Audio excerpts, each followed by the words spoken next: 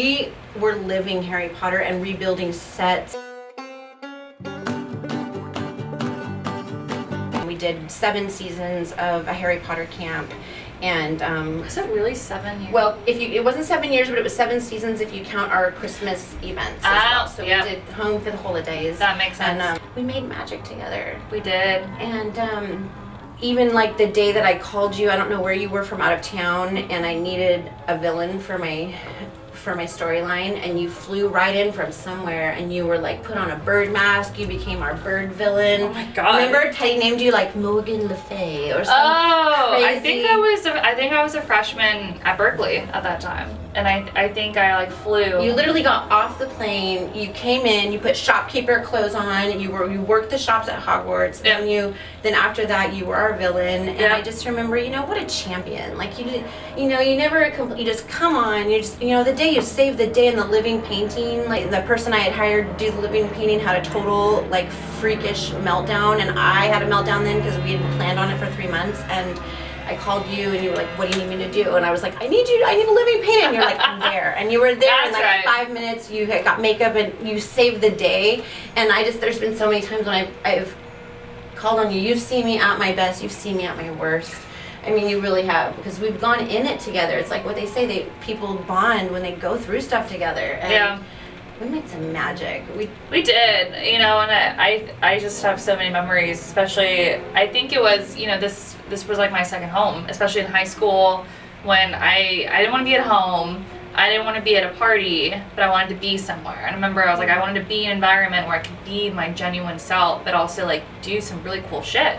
And I remember, it was me, it was my little sister and her best friend. And, I think the more we just kept adding to our tribe. And I think that was the great thing, was we kind of just got more people and we're like, let's make this little family. And, and when I remember in the beginning, it was you, me, and Teddy. And it was kind of just us 3 and trying to make things. And I remember when we got this half of the studio, just chess was all over. And then, you and Teddy were viciously, and like, the thing is, like, I couldn't paint what they could paint at that time. And I was like, I can do some shading and stuff, but they're like, no, just let me do it. Let me do it. And they were so tired, and I was like, well, I'm gonna go get us some food, because like you haven't eaten probably in hours, and you're like, yeah, get us some food, get food, and but I mean, you guys made it easy. It was fun being here, because even when we were stressed, we were like, this is fun. This is gonna be great. It's gonna be worth it. I remember one time I sprayed Febreze and it pissed you off in the morning. I feel like I almost killed you. I feel like I literally almost punched you in the face. I think I literally almost did. I choked on it because I was running past the Slytherin house and it was like, and I was like, I remember I'm like, who did that? I'm very sensitive. Yeah, I think, it was stressful times. It was the best of times. It was the worst of times. But I think we all laughed about it at the end. I mean, we're laughing about it now. My favorite thing about that kind of experiential art is that there's no room for doubt. And so it kind of does create this great energy, because you're just like, it's happening. We've got 20 kids. They're gonna come here. They're gonna be here for 7 hours, 5 days a week. We're doing it. They would literally bang on the doors too. They would start screaming and banging on the doors. We had a line out the door. Well, our first year was a little slow, and once we gained momentum, that we were serious and that we were creating experiential art. We weren't just standing around a table creating magical Harry Potter style crafts. We were living Harry Potter and rebuilding sets and letting them walk in, and it started in your classroom though. It was the same idea. Monday they come to camp. Tuesday it looks different when they walk in. Wednesday what? Thursday what? Every day we built it to be something more epic and more epic and more epic. Yeah. And it started to, that's kind of what inspired all of the experience. Did you do any of the other camps besides the Harry Potter camp? Yeah, I did a couple of the painter camps, because when you started picking them up during the summer, I lived here during the summer, and in between high school and college, I was here every day.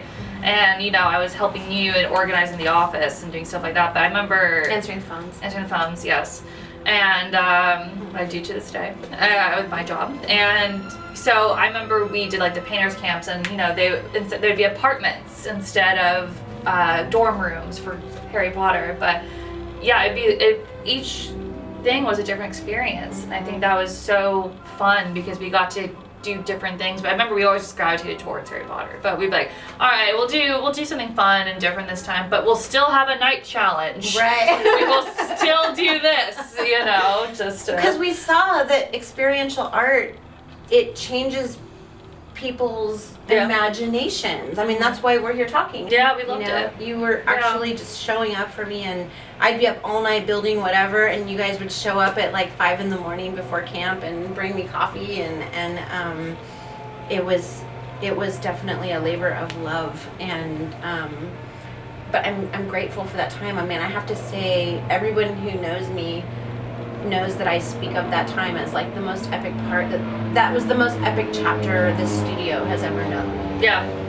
And it felt like, I mean, the energy, even if you came into this space after camp was over, even, you would still feel the energy in the room. Like, it was big. Yeah. It was big energy because it was in the now and it was in the flow, and that's what art is. And like, my favorite part is even what we do now is like, we changed the storyline as it needs to change with different kids. Yeah. You know, and just like, oh, this kid's being a real jerk, or they've been stealing galleons, we're gonna pay them back. Some goblins are gonna come visit their house and mess some shit up. Well, we might have petrified a couple ferrets, but you know, besides that. We did do that. We did do that. But that was a good lesson.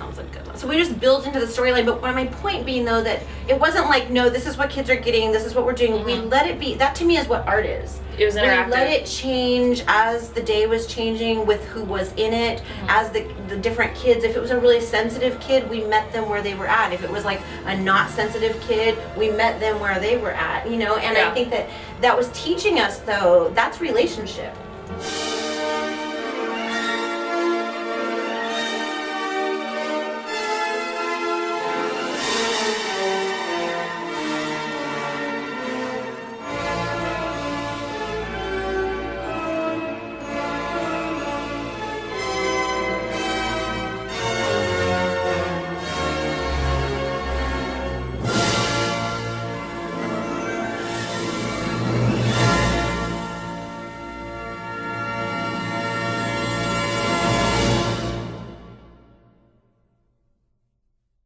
Art Farm has had such a long story and so many chapters of amazing people, amazing experiences. It kind of brought us to where we are now.